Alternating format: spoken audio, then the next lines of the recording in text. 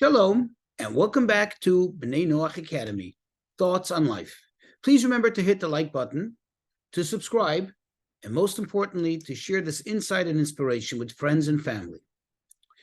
So in continuation of our discussion regarding the very, very special festival of Sukkot.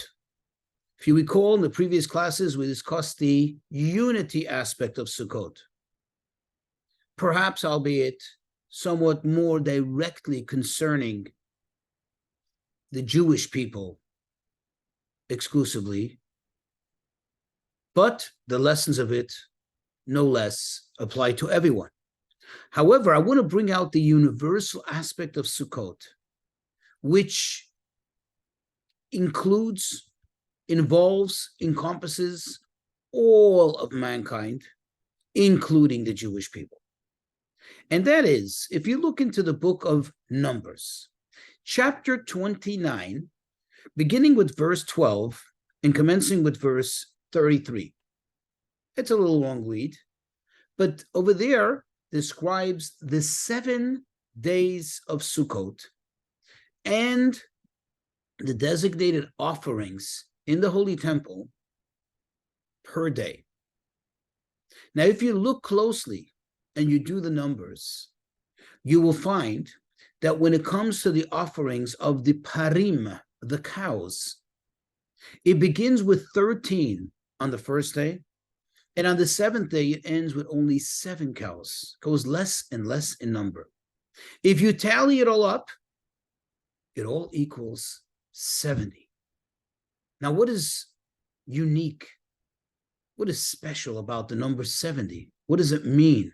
How does that connect to all of us universally? Well, if you go back to the book of Genesis, chapter 11, from verse 1 through verse 9, the story of the Tower of Babel, how some human beings foolishly thought that they can somehow rebel against God, and how God dispersed them. Now, the verse begins by telling us that they all had a common language. Yes, they all spoke the same language.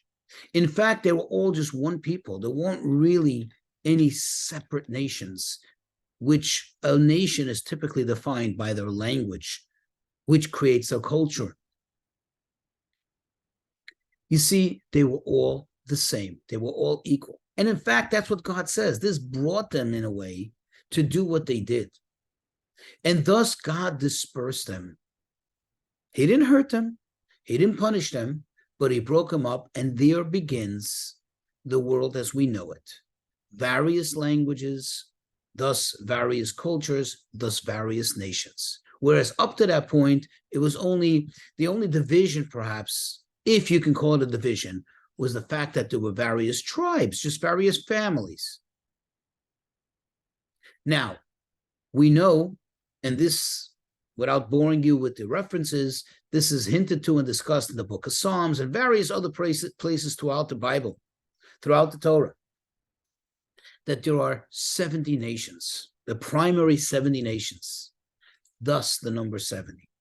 In fact, the sages tell us that on this festival of Sukkot, which its ideal and its primary focus and objective is unity, as we've been discussing, in this festival, there were offerings brought which totaled the number 70.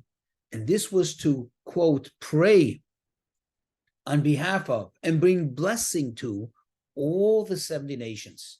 In fact, the sages tell us in the Talmud, had the other nations of the world realized how great the Holy Temple is for them, not just for the Jews, for them, how much it served them and how much it protected them, because that's where the offerings were brought on their behalf.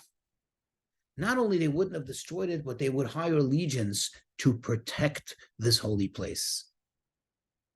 Now, of course, you can ask, why this division? Why is it that if we have to reach the number 70, perhaps we could have started with and ended with 10 per day? an equal amount. Why does it begin with 13 on the first day and goes all the way down to 7? Let's get a little Kabbalistic, perhaps. What is significant about the number 13? In Judaism, in fact, the number 13 is a very positive number.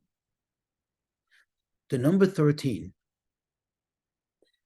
has the numerical value of the word echad, which means one, which is obviously God, the only one. Echad has 3 letters, Aleph, Chet, Dalet. The Hebrew letters have a numerical value. Aleph is the first letter, that's 1. Chet is the 8th letter, that's 8. Dalet is the 4th letter, that's 4. Together, it equals 13. So we begin with the one God, which is a reminder when we're talking about the 70 nations, with all our differences, with all our, things that perhaps separate us, but there's one thing that brings us all together.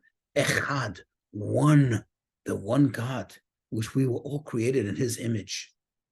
Then it concludes with the number 7, which is obviously, I'm sure, on the tip of your tongue already.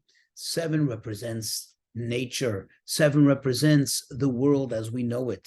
As God emanates himself into this universe, the one that we live in, the one that we function in. Because the world was created in 6 days and God rested at the 7. And he created that cycle of 7, which everything in the world functions according to. So this is telling us that this holiday is a festival that is its primary goal and focus and objective is unity. All of us. And this should be a lesson for us and should encourage us, inspire us to be more unified, more and more and more.